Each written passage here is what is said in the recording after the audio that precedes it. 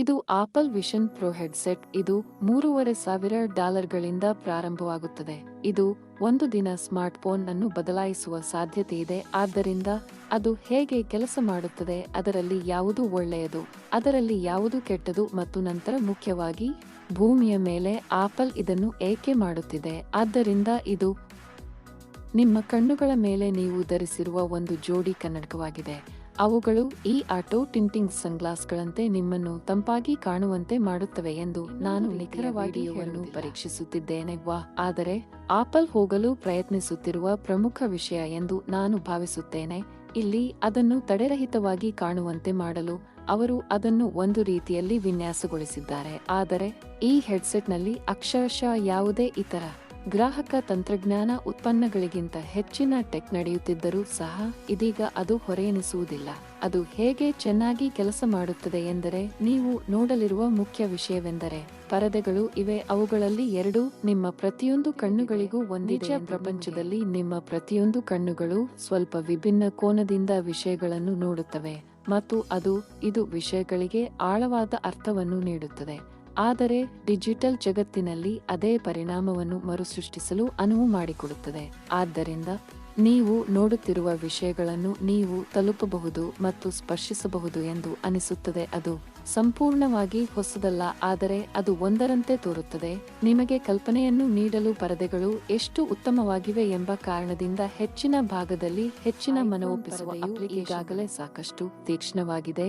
ನೀವು ಈ ಬಾವಿಯಲ್ಲಿನ ಪ್ರತ್ಯೇಕ ಪಿಕ್ಸೆಲ್ಗಳ ಹತ್ತಿರದಿಂದ ನೋಡಿದರೂ ಸಹ ನೀವು ಕಷ್ಟಪಡುತ್ತೀರಿ. ಗ್ಲಾಸ್ಗಳು ಈ ವಿಷಯವನ್ನು ಐಫೋನ್ನ ಪಿಕ್ಸೆಲ್ ಸಾಂದ್ರತೆಗಿಂತ 64 ಪಟ್ಟು ಹೆಚ್ಚಿಸುವುದಿಲ್ಲ. ಅದನ್ನು ದೃಶ್ಯೀಕರಿಸುವುದು ಸಹ ಅಸಾಧ್ಯವಾಗಿದೆ, ಆದರೆ ಅವರು ಅದನ್ನು ಮಾಡುತ್ತಿದ್ದಾರೆ ಏಕೆಂದರೆ ನಿಮ್ಮ ಕಣ್ಣುಗಳು ಈ ಪರದೆಯ ಪಕ್ಕದಲ್ಲಿಯೇ ಇದ್ದರೂ ಸಹ ಅವರು ನೀವು ಎಂದಿಗೂ ಬಯಸುವುದಿಲ್ಲ ಪ್ರತ್ಯೇಕ ಪಿಕ್ಸೆಲ್ ಅನ್ನು ನೋಡಿ. ಆದ್ದರಿಂದ ಹೌದು, ಇದು ನಿಜವಾಗಿಯೂ ದುಬಾರಿಯಾಗಿದೆ, ಆದರೆ ಇದು ಕೇವಲ ಒಂದು ಜೋಡಿ ಚಲನಚಿತ್ರ ಕನ್ನಡಕವಲ್ಲ ಎಂಬುದನ್ನು ನಾವು ಕಳೆದ 15 ವರ್ಷಗಳಿಂದ ನೀವು ಈಗಾಗಲೇ ಖರೀದಿಸಲು ಸಾಧ್ಯವಾಯಿತು.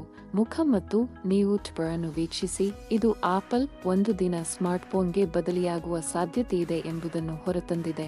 ವಿಷಯಗಳನ್ನು ವೀಕ್ಷಿಸಲು ಒಂದು ಮಾರ್ಗ ಹೌದು, ಆದರೆ ನಿಮ್ಮನ್ನು ವ್ಯಕ್ತಪಡಿಸಲು ಸಂವಹನ ಮಾಡುವ ಮಾರ್ಗವಾಗಿದೆ. ಮತ್ತು ಒಂದು ದಿನ ನೀವು ಮಾಡುವ ಎಲ್ಲ ಅಪ್ಲಿಕೇಶನ್ಗಳನ್ನು ಬಳಸಲು ಸಾಧ್ಯವಾಗುತ್ತದೆ. ನಾನು ಬಳಸಿಕೊಂಡಿದ್ದೇನೆ, ಆದರೆ ಸಂಪೂರ್ಣ ಹೊಸ ಆಯಾಮದಲ್ಲಿ. ನಾನು ಇದೀಗ ನನ್ನ ಐಫೋನ್ನಲ್ಲಿರುವಂತೆ 6.5 ಇಂಚಿನ ಪರದೆಯಂತೆಯೇ ಇರುವುದಕ್ಕೆ ಸಮನಾಗಿರುತ್ತದೆ, ಆದರೆ ಸಂಪೂರ್ಣ ದೃಷ್ಟಿಯನ್ನು ತುಂಬಬಲ್ಲ ಪರದೆ ಮತ್ತು ನಿಮ್ಮ ಸಂಪೂರ್ಣ ದೃಷ್ಟಿ ಕೇವಲ ಪ್ರದರ್ಶನವಾಗಿದ್ದರೆ ನಂತರ ನೀವು ಮೂಲತಃ ನಿಮ್ಮ ಅಪ್ಲಿಕೇಶನ್ಗಳಿಗೆ ಅನಿಯಮಿತ ಸ್ಥಳವನ್ನು ಹೊಂದಿದ್ದೀರಿ ಮತ್ತು ಆದ್ದರಿಂದ ಹಾರ್ಡ್ವೇರ್ ಸಹ ಒಳಭಾಗದಲ್ಲಿರುವ ಪರದೆಗಳಿಗಿಂತ ಹೆಚ್ಚಿನದಾಗಿರಬೇಕು ಎಂದು ನೀವು ಬಹುಶಃ ಊಹಿಸಬಹುದು. ಆದ್ದರಿಂದ ನೀವು ಕೆಳಭಾಗವನ್ನು ನೋಡಿದರೆ ಈ ವಿಷಯವು ಒಳಗೊಂಡಿದೆ ಎಂಬುದನ್ನು ನೀವು ಗಮನಿಸಬಹುದು. ನೀವು 3 ಕ್ಯಾಮೆರಾಗಳನ್ನು ಪಡೆದುಕೊಂಡಿರುವ ಸಂವೇದಕಗಳು, ನೀವು ಡೆಪ್ತ್ ಡಿಟೆಕ್ಷನ್ಗಾಗಿ ಲಿಡಾರ್ ಸ್ಕ್ಯಾನರ್ಗಳನ್ನು ಪಡೆದುಕೊಂಡಿದ್ದೀರಿ ಮತ್ತು ಹೆಚ್ಚಿನವು. ಆದ್ದರಿಂದ ಕಣ್ಣುಗಳು ಸಾಮಾನ್ಯವಾಗಿ ಮಾಡುವಂತೆಯೇ ಮತ್ತು ನಂತರ ನೀವು ಇರುವ ಕೋಣೆಯ 3 ವೀಕ್ಷಣೆಯನ್ನು ನಿಮಗೆ ನೀಡುವುದನ್ನು ಮುಂದುವರಿಸಬಹುದು. ಈ ಡೆಪ್ತ್ ಸೆನ್ಸರ್ಗಳನ್ನು ನೀವು ಪಡೆದುಕೊಂಡಿದ್ದೀರಿ ಮತ್ತು ನಿಮ್ಮ ಅಪ್ಲಿಕೇಶನ್ಗಳನ್ನು ಈ ಕೊಠಡಿಗಳಲ್ಲಿ ಇರಿಸಬಹುದು. ಮತ್ತು ಅಂತಹ ತಂಪಾದ ಸ್ಪರ್ಶ ಎಂದು ನಾನು ಭಾವಿಸಿದ್ದೇನೆಂದರೆ ಅವುಗಳು ನಿಜವಾಗಿ ಉಪಸ್ಥಿತಿಯನ್ನು ಹೊಂದಿವೆ ಎಂದು ನೀವು ಅವುಗಳನ್ನು ನಿಮ್ಮ ಮೇಜಿನ ಮೇಲೆ ನೆರಳು ಹಾಕುವುದನ್ನು ನೋಡುತ್ತೀರಿ, ಅಥವಾ ನೀವು ಚಲನಚಿತ್ರವನ್ನು ವೀಕ್ಷಿಸುತ್ತಿದ್ದರೆ ನೀವು ನೋಡುತ್ತೀರಿ. ನಿಮ್ಮ ಸುತ್ತಮುತ್ತಲಿನ ಪರದೆಯ ಹೊಳಪನ್ನು ನೋಡಿಕೊಳ್ಳಬೇಡಿ. ಈ ರೀತಿಯ ತಂತ್ರಜ್ಞಾನದ ಬಗ್ಗೆ ಕೆಲವು ಕಾನೂನುಬದ್ಧ ಕಾಳಜಿಗಳಿವೆ ಮತ್ತು ನಾನು ಅಲ್ಲಿಗೆ ಬರುತ್ತಿದ್ದೇನೆ, ಆದರೆ ಅದೇ ಸಮಯದಲ್ಲಿ ಇದು ಕೊನೆಯವರೆಗೂ ಪ್ರತಿಯೊಬ್ಬ ಡೆವಲಪರ್ನ ಆರ್ದ್ರ ಕನಸಾಗಿದೆ. 30 ವರ್ಷಗಳು ಮತ್ತು ನನ್ನ ಕೆಲವು ಭಾಗವು ಒಂದು ರೀತಿಯ ಆಘಾತಕ್ಕೆ ಒಳಗಾಗಿದೆ. ಇದು ಕೇವಲ ಇಲ್ಲಿ ಮಾತ್ರವಲ್ಲ, ಆದರೆ ಈಗಾಗಲೇ ಚೆನ್ನಾಗಿ ಯೋಜಿಸಿದೆ ಮತ್ತು ಆಪಲ್ ಇಲ್ಲಿ ತಳ್ಳಲು ಪ್ರಯತ್ನಿಸುತ್ತಿದೆ ಎಂದು ನೀವು ಹೇಳಬಹುದಾದ ಇನ್ನೊಂದು ವಿಷಯವೆಂದರೆ ಇದು ನಿಮ್ಮನ್ನು ಕಳೆದುಕೊಳ್ಳುತ್ತಿಲ್ಲ. ನಿಮ್ಮದೇ ಆದ ಪುಟ್ಟ ಪ್ರಪಂಚದಲ್ಲಿ ಮತ್ತು ನಿಮ್ಮದೇ ಆದ ವಿಷಯಗಳಲ್ಲಿ ಇದು ಮತ್ತು ಅದಕ್ಕಾಗಿ ಹೆಡ್ಸೆಟ್ನ ಒಳಭಾಗವು 2ನೇ ಸೆಟ್ ಕ್ಯಾಮೆರಾಗಳೊಂದಿಗೆ ಜೋಡಿಸಲ್ಪಟ್ಟಿದೆ.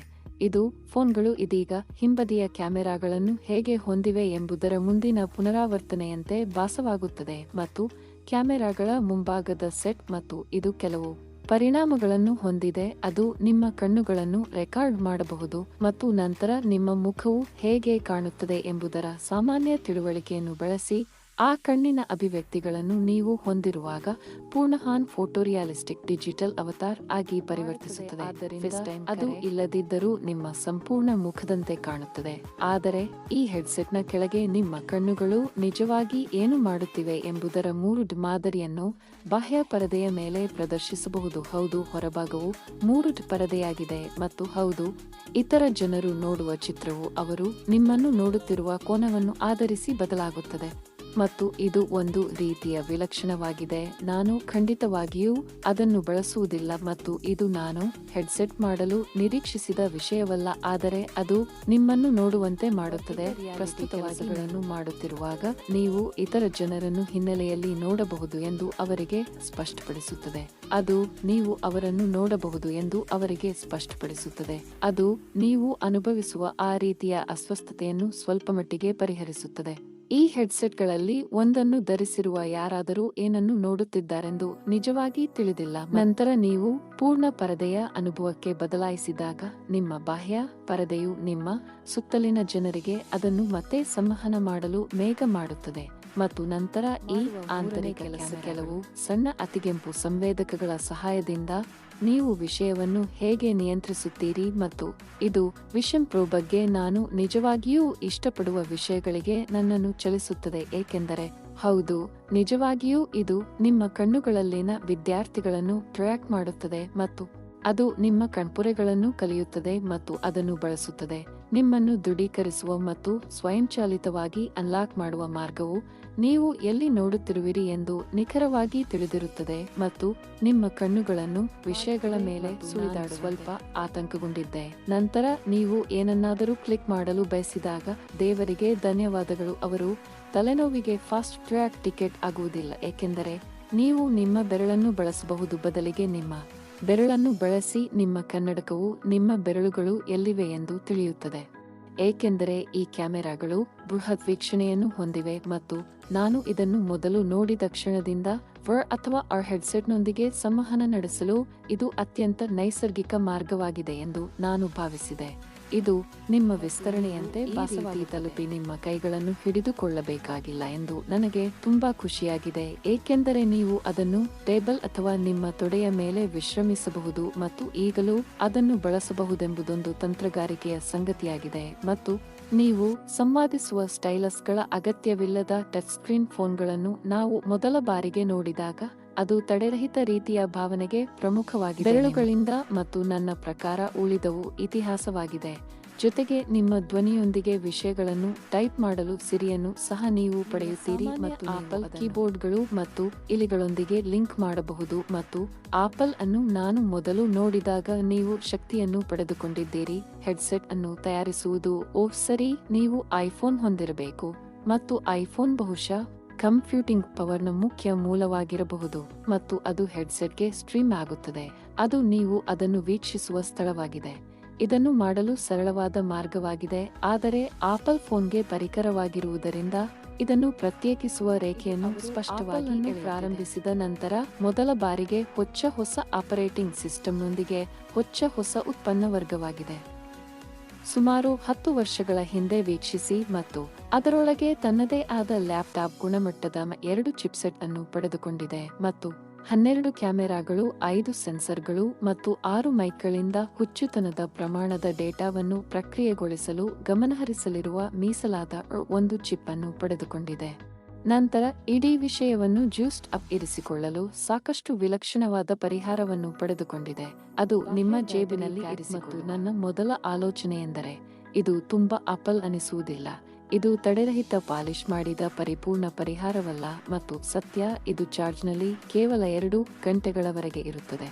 ಖಂಡಿತವಾಗಿಯೂ ಇದು ಸ್ವಲ್ಪ ಕಡಿಮೆ ರಕ್ತಸ್ರಾವದ ಅಂಚಿನ ಭಾವನೆಯನ್ನು ನೀಡುತ್ತದೆ, ಆದರೆ ಇದು ಸರಿಯಾದ ನಿರ್ಧಾರ ಎಂದು ನಾನು ಭಾವಿಸುತ್ತೇನೆ, ಏಕೆಂದರೆ ಇದು ಹೆಡ್ಸೆಟ್ನ ಹೆಚ್ಚಿನ ತೂಕ ಮತ್ತು ಗಾತ್ರವನ್ನು ಮರುಹಂಚಿಕೆ ಮಾಡಲು ನಿಮಗೆ ಅನುವು ಮಾಡಿಕೊಡುತ್ತದೆ. ದಿನನಿತ್ಯದ ಉಡುಗೆ ನಿಜವಾಗಿಯೂ ಮುಖ್ಯವಾಗಿದೆ. ಇದು ಕಲ್ಪನೆಯ ಯಾವುದೇ ವಿಸ್ತರಣೆಯಿಂದ ಇನ್ನೂ ಹಗುರವಾಗಿಲ್ಲ, ಅದು ಸಂಪೂರ್ಣವಾಗಿ ಸ್ವತಂತ್ರವಾಗಿದೆ ಮತ್ತು ಪೋರ್ಟಬಲ್ ಬ್ಯಾಟರಿಯನ್ನು ಹೊಂದಿದೆ ಮತ್ತು ನಿಮ್ಮ ಸ್ವಂತ ಚಿಪ್ ಅನ್ನು ಹೊಂದಿದೆ ಎಂದರ್ಥ. ನೀವು ಕನ್ಸೋಲ್ ಅಥವಾ ಪಿಸಿಗೆ ಪ್ಲಗ್ ಮಾಡಬೇಕಾದ ಅಗತ್ಯವಿಲ್ಲ. ಹೆಡ್ಸೆಟ್ ಅನ್ನು ತೆಗೆದುಕೊಂಡು ಅದನ್ನು ರೀಚಾರ್ಜ್ ಮಾಡುವ ಬದಲು ಬ್ಯಾಟರಿಗಳನ್ನು ತ್ವರಿತವಾಗಿ ವಿನಿಮಯ ಮಾಡಿಕೊಳ್ಳಲು ಇದು ನಿಮಗೆ ಅನುಮತಿಸುತ್ತದೆ. ಆದರೂ ಹೆಡ್ಸೆಟ್ನ ಬೆಲೆಯನ್ನು ಆಧರಿಸಿ ಖಚಿತವಾಗಿ ಹೇಳುತ್ತೇನೆ, ಅನೇಕ ಜನರು ಹೆಚ್ಚುವರಿ ಬ್ಯಾಟರಿಗಳನ್ನು ಖರೀದಿಸಲು ಬಿಡುವಿನ ಬಜೆಟ್ ಅನ್ನು ಹೊಂದಿರುತ್ತಾರೆ ಎಂದು ನಾನು ಭಾವಿಸುತ್ತೇನೆ. ಆದರೆ ಇದರ ಪ್ರಮುಖ ಭಾಗ ವರ್ಷಗಳಲ್ಲಿ ಮೊದಲ ಪುನರಾವರ್ತನೆಯು ಪರಿಪೂರ್ಣವಾಗಲು ಅವರು ಕಾಯುತ್ತಿದ್ದರೆ ಈ ತಂತ್ರಜ್ಞಾನವು ಉತ್ತಮ ಸ್ಥಳದಲ್ಲಿರಲಿದೆ. ಇದು ವಿಷಯವನ್ನು ಸೇವಿಸಲು ನಿಜವಾಗಿಯೂ ಆರಾಮದಾಯಕ ಮಾರ್ಗವಾಗಿದೆ. ಆದ್ದರಿಂದ ನಾನು ಇಲ್ಲಿಗೆ ಬರಲು 11 ಗಂಟೆಗಳ ಹಾರಾಟವನ್ನು ತೆಗೆದುಕೊಂಡೆ. ನಾನು ಕೆಲವನ್ನು ಮೊದಲೇ ಡೌನ್ಲೋಡ್ ಮಾಡಿದ್ದೇನೆ ನನ್ನ ಫೋನ್ನಲ್ಲಿ ಪಾಡ್ಕಾಸ್ಟ್ಗಳು, ಆದರೆ ಇಡೀ ಸಮಯ ಅದನ್ನು ಮಾಡುವಾಗ ನಾನು ಆ ವಿಷಯವನ್ನು ಸೇವಿಸಲು ಇದು ಸೂಕ್ತ ಮಾರ್ಗವೆಂದು ಭಾವಿಸುವುದಿಲ್ಲ. ಆದರೆ ವಿಷನ್ ಪ್ರೋ ಇನ್ನೂ ಹೆಚ್ಚು ತಲ್ಲೀನಗೊಳಿಸುವ ಪರದೆಯನ್ನು ಹೊಂದಿರುತ್ತದೆ. ಅದು ಚಿಕ್ಕದಾಗಿದ್ದರೂ ಅದು ತುಂಬಾ ದೊಡ್ಡದಾಗಿದ್ದ ದಿನಕ್ಕಾಗಿ ಕಾಯುತ್ತಿದ್ದರೆ ಉತ್ಪನ್ನವನ್ನು ಬೇಗ ಹೊರತೆಗೆಯಲು ಅವರಿಗೆ ಅವಕಾಶ ಕಲ್ಪಿಸಲಾಗಿದೆ. ಇಂಟಿಗ್ರೇಟೆಡ್ ಬ್ಯಾಟರಿಯೊಂದಿಗೆ ಈ ರೀತಿಯ ಫಾರ್ಮ್ ಫ್ಯಾಕ್ಟರ್ನಲ್ಲಿನ ಶಕ್ತಿಯು ಈ ತಂತ್ರಜ್ಞಾನವು ಇನ್ನೂ 10 ವರ್ಷಗಳ ಕಾಲ ಕಪಾಟಿನಲ್ಲಿ ಕುಳಿತಿರಬಹುದು. ಆದರೆ ಅವರು ಈಗ ಹಾಕುತ್ತಿದ್ದಾರೆ ಎಂದರೆ ಈಗ ಒಂದನ್ನು ಖರೀದಿಸುವ ಸಮಯ ಎಂದು ಅಗತ್ಯವಿಲ್ಲ. ನನ್ನ ಕಿವಿಗೆ ನೇರವಾಗಿ ಉರಿಯುವ ಸ್ಪೀಕರ್ಗಳು, ಅದು ನನ್ನ ಕಣ್ಣುಗಳ ಮೇಲೆ ಸ್ವಾಭಾವಿಕವಾಗಿ ವಿಶ್ರಾಂತಿ ಪಡೆಯುತ್ತದೆ. ಆದ್ದರಿಂದ ನಾನು ಅದನ್ನು ಹಿಡಿದಿಟ್ಟುಕೊಳ್ಳುವ ಅಗತ್ಯವಿಲ್ಲ ಅಥವಾ ಸರಿಯಾದ ಕೋನವನ್ನು ಪಡೆಯಲು ಅದನ್ನು. ಈ ಒಂದು ಉತ್ಪನ್ನವು ಆಪಲ್ನ ಪ್ರತಿಯೊಂದು ಅತ್ಯುತ್ತಮ ಭಾಗಗಳನ್ನು ಹೊಂದಿದೆ. ಅದರಲ್ಲಿ ಬೇಯಿಸಿದ ಇತರ ಉತ್ಪನ್ನಗಳು ಐಫೋನ್ನ ಸಂಪರ್ಕವನ್ನು, ಅಂದರೆ ಪ್ರಸ್ತುತ ವಿಷನ್ ಪ್ರೋನಲ್ಲಿ ಸಿಮ್ ಸ್ಲಾಟ್ ಇಲ್ಲ, ಆದರೆ ಮುಂದಿನ ಪೀಳಿಗೆಯು $5,000 ಪ್ರೋ ಡಿಸ್ಪ್ಲೇ ಥರ್ಡ್ನ ಕಂಪ್ಯೂಟಿಂಗ್ ಪವರ್ ಅನ್ನು ಪ್ರದರ್ಶಿಸಲು ಸಾಧ್ಯವಾಗಲಿಲ್ಲ ಎಂಬುದಕ್ಕೆ ಯಾವುದೇ ಕಾರಣವಿಲ್ಲ.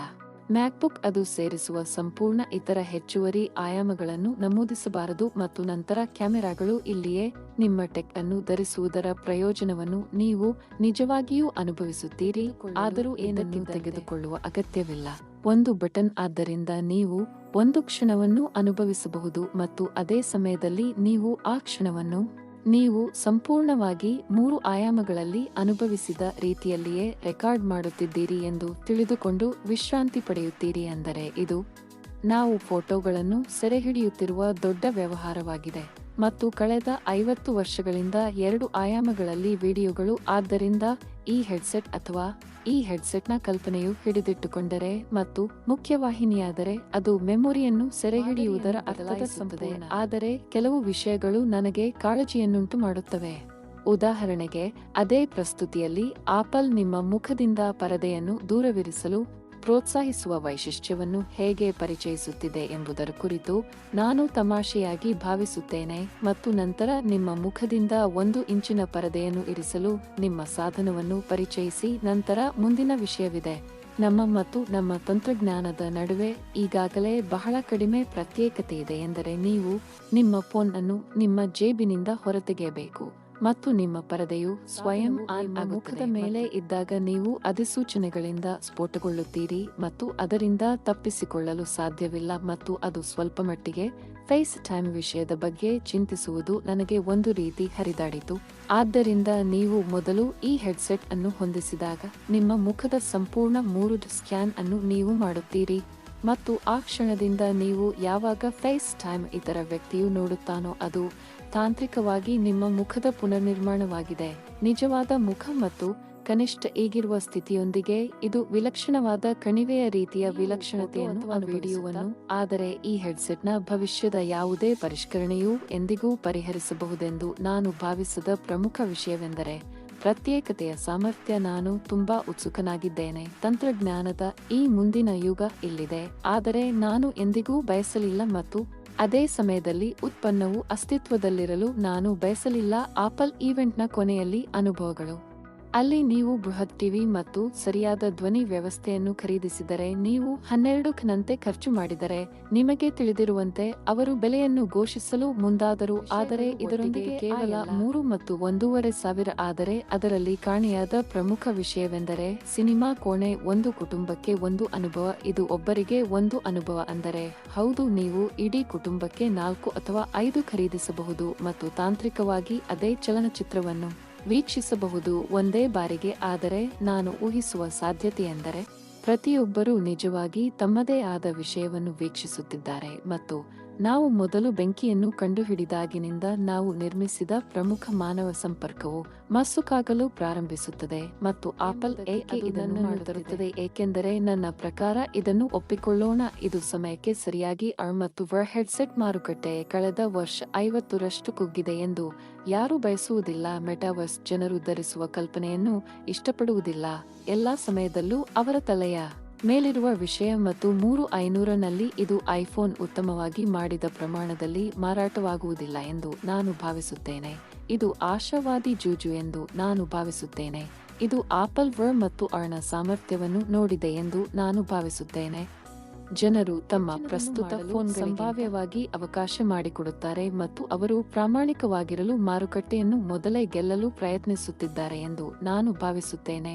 ಅವರಿಗೆ ಉತ್ತಮ ಅವಕಾಶ ಸಿಕ್ಕಿದೆ ಎಂದು ನಾನು ಭಾವಿಸುತ್ತೇನೆ. ಆಪಲ್ ಈ ಹಂತದಲ್ಲಿ ಉತ್ಪನ್ನ ವರ್ಗಗಳಿಗೆ ಚಲಿಸಲು ಒಂದು ರೀತಿಯ ಖ್ಯಾತಿಯನ್ನು ಹೊಂದಿದೆ. ಅವಶ್ಯವಾಗಿ ಅವುಗಳನ್ನು ನಮೂದಿಸಿದವರಲ್ಲಿ ಮೊದಲಿಗರಾಗಿದ್ದರು. ಐಪಾಡ್ ಹೆಚ್ಚು ಮಾರಾಟವಾದ ಮಪ್ 3 ಪ್ಲೇಯರ್ ಆಗಿ ಮಾರ್ಪಟ್ಟಿತು. ಐಫೋನ್ ಹೆಚ್ಚು ಮಾರಾಟವಾಗುವ ಸ್ಮಾರ್ಟ್ಫೋನ್, ಐಪ್ಯಾಡ್ ಹೆಚ್ಚು ಮಾರಾಟವಾಗುವ ಟ್ಯಾಬ್ಲೆಟ್ ಮತ್ತು ಆಪಲ್ ಹೆಚ್ಚು ಮಾರಾಟವಾಗುವ ಮತ್ತು ಆಪಲ್ ರಹಸ್ಯವಾಗಿ ತಯಾರಿ ನಡೆಸುತ್ತಿದೆ ಎಂಬುದನ್ನು ನೋಡಿ. ಈ ಹೆಡ್ಸೆಟ್ ಈಗ ವರ್ಷಗಳಿಂದ ಅವರು ಐಫೋನ್ 12 ಪ್ರೋಗೆ ಕ್ಯಾಮೆರಾಗಳಲ್ಲಿ ಆಳವಾದ ಗ್ರಹಿಕೆಗಾಗಿ ಲಿಡಾರ್ ಸ್ಕ್ಯಾನರ್ಗಳನ್ನು ಪರಿಚಯಿಸಿದರು. ಇದರ ಜೊತೆಗೆ ಐಫೋನ್ಗೆ ಪ್ರಯೋಜನವಾಗುವಂತೆ ಡೆವಲಪರ್ಗಳಿಗೆ ಲಿಡಾರ್ನ ಉತ್ತಮ ಪ್ರಯೋಜನವನ್ನು ಹೇಗೆ ಪಡೆಯುವುದು ಎಂಬುದರ ಕುರಿತು ಡೆವಲಪರ್ಗಳಿಗೆ ಮೌನವಾಗಿ ತರಬೇತಿ ನೀಡುತ್ತಿದೆ. ಅವರಿಗೆ ಹಠಾತ್ ಹೊಸ ಅಭಿವೃದ್ಧಿಯ ಸವಾಲು. ಅವರು ವಾಯ್ಸ್ ಟು ಟೆಕ್ಸ್ಟ್ ಎಂಜಿನ್ ಸರಣಿಯ ಮೇಲೆ ನಿಜವಾಗಿಯೂ ಹೇಗೆ ಗಮನಹರಿಸಿದ್ದಾರೆ ಎಂಬುದನ್ನು ತಿಳಿದುಕೊಂಡು ಒಂದು ದಿನ ಇದು ವಿಷಯ ಮಾರ್ಗವಾಗಿದೆ ಎಂದು ಅವರು 1-2 ವರ್ಷಗಳ ಹಿಂದೆ ಅವರು ಚಲನೆಯನ್ನು ಟ್ರ್ಯಾಕ್ ಮಾಡುವ ಏರ್ಪಾಡ್ಗಳಿಗಾಗಿ ಪ್ರಾದೇಶಿಕ ಆಡಿಯೋವನ್ನು ಹೇಗೆ ಘೋಷಿಸಿದರು. ನಿಮ್ಮ ತಲೆಯ ಮತ್ತು ನಿಮ್ಮ ಧ್ವನಿಗೆ ದಿಕ್ಕಿನ ಆಯಾಮವನ್ನು ಸೇರಿಸುತ್ತದೆ. ಅದು ಐಫೋನ್ಗೆ ಉಪಯುಕ್ತವಲ್ಲ, ಆದರೆ ತಲೆಯ ಚಲನೆಯ ಸುತ್ತಲೂ ವಿನ್ಯಾಸಗೊಳಿಸಲಾದ ಹೆಡ್ಸೆಟ್ಗೆ ಅದು ತುಂಬಾ ಸ್ಪಷ್ಟವಾಗಿದೆ. ಅದು ನಿಜವಾಗಿಯೂ ಬೇರೆ ಯಾವುದೇ ಕಂಪನಿಗೆ ನಿಧಾನವಾಗಿ ಈ ರೀತಿಯ ಅವಕಾಶವನ್ನು ಹೊಂದಿಲ್ಲ. ಈ ರೀತಿಯ ಹೆಡ್ಸೆಟ್ ಅನ್ನು ತಯಾರಿಸುವ ಎಲ್ಲಾ ಪ್ರತ್ಯೇಕ ಪದಾರ್ಥಗಳನ್ನು ನಿರ್ಮಿಸಿ ಮತ್ತು ಅದನ್ನು ಪ್ರಾರಂಭಿಸಲು ಅನುಮತಿಸಿರುವುದು ಬೇರೆಯವರಿಗಿಂತ ಹೆಚ್ಚು ಸಂಪೂರ್ಣ ಉತ್ಪನ್ನವಾಗಿದೆ ಮತ್ತು ಇತರ ಕಂಪನಿಯು ಏನು ಮಾಡಲು ಸಾಧ್ಯವಾಗುತ್ತದೆ ಎಂದು ನನಗೆ ಪ್ರಾಮಾಣಿಕವಾಗಿ ತಿಳಿದಿಲ್ಲ. ಅದರೊಂದಿಗೆ ಸ್ಪರ್ಧಿಸಿ. ಇದು ಈಗ ಐಫೋನ್ ಅನ್ನು ಬದಲಾಯಿಸುವುದಿಲ್ಲ ಎಂದು ಆಪಲ್ ಸಂಪೂರ್ಣವಾಗಿ ಅರಿತುಕೊಂಡಿದೆ ಎಂದು ನಾನು ಭಾವಿಸುತ್ತೇನೆ. ಆದರೆ ಇದು ಆಪಲ್ನ ಲೈನ್ಅಪ್ನ ಪರಾಕಾಷ್ಠೆಯಲ್ಲಿ ಕುಳಿತುಕೊಳ್ಳಲಿದೆ ಮತ್ತು 10 ವರ್ಷಗಳ ನಂತರ ಇದನ್ನು ಮಾಡಬಹುದೆಂದು ಸೀಲಿಂಗ್ ಭಾವಿಸಲಾಗಿದೆ ಎಂಬುದು ಸ್ಪಷ್ಟವಾಗಿದೆ. ಕೆಳಗಿನ ಸಾಲಿನಲ್ಲಿ ಐಫೋನ್ ಪ್ರಸ್ಥಭೂಮಿಯಲ್ಲಿದೆ ಮತ್ತು ಇದು ಚಿಮ್ಮುತ್ತದೆ ಮತ್ತು ಬೌನ್ಸ್ ತೆಗೆದುಕೊಳ್ಳುತ್ತದೆ. ಹಗುರವಾದ ಮತ್ತು ಹೆಚ್ಚು ಶಕ್ತಿಯುತವಾಗಿದೆ ಎಂದು ಹೇಳೋಣ. ಐಫೋನ್ ಪರಂಪರೆಯ ಉತ್ಪನ್ನವಾಗಿ ದೂರ ಸರಿಯಲು ಪ್ರಾರಂಭಿಸುವುದು ಅಸಮಂಜಸವಾಗಿದೆ ಎಂದು ನಾನು ಭಾವಿಸುವುದಿಲ್ಲ.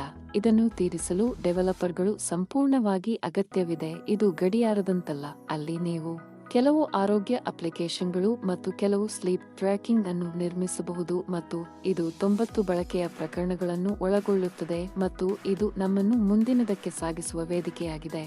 20 ವರ್ಷಗಳ ಭವಿಷ್ಯದಲ್ಲಿ ನಾವು ಮೊದಲು ನೋಡಿದ ಎಲ್ಲಕ್ಕಿಂತ ದೊಡ್ಡದಾದ ಮತ್ತು ಸಂಖ್ಯೆ. ಅದೇ ಸಮಯದಲ್ಲಿ ಸಹಜವಾಗಿ ಇದು ವಾದಯೋಗ್ಯವಾಗಿ ಇದೀಗ ಪ್ರವೇಶಿಸಲು ಕಠಿಣ ಮಾರುಕಟ್ಟೆಯಾಗಿದೆ, ಏಕೆಂದರೆ ಆಪಲ್ ಕೇವಲ ಉತ್ತಮ ಉತ್ಪನ್ನಗಳನ್ನು ತಯಾರಿಸಬೇಕಾಗಿಲ್ಲ, ಆದರೆ ಅವುಗಳು ಸಮಾಜವು ತಂತ್ರಜ್ಞಾನವನ್ನು ಬಳಸುವ ವಿಧಾನವನ್ನು ಸಹ ಬದಲಾಯಿಸಬೇಕಾಗಿದೆ. ಆದ್ದರಿಂದ ಈ ವಿಡಿಯೋದ ಉದ್ದೇಶವು ನೀವು ಹೊರಗೆ ಹೋಗಿ ಇವುಗಳಲ್ಲಿ ಒಂದನ್ನು ಖರೀದಿಸಬೇಕು ಎಂದು ಹೇಳುತ್ತಿಲ್ಲ, ಆದರೆ ಇದು ದೃಢೀಕರಣವಾಗಿದೆ ಮತ್ತು ತಂತ್ರಜ್ಞಾನದ ಮುಂದಿನ ಅಧ್ಯಾಯ. ಮತ್ತು ಈಗ ಇದು ನೀವು ಈ ವಿಡಿಯೋವನ್ನು ಆನಂದಿಸಿದರೆ ಅದರ ಬಳಕೆಯ ಸಂದರ್ಭಗಳು ಬಹಳ ಬೇಗನೆ ಉತ್ತಮಗೊಳ್ಳಲಿವೆ. ನಂತರ ಚಾನಲ್ಗೆ ಉಪವಿಭಾಗವು ಮುಂದಿನದಿರುತ್ತದೆ. Thanks for watching the video.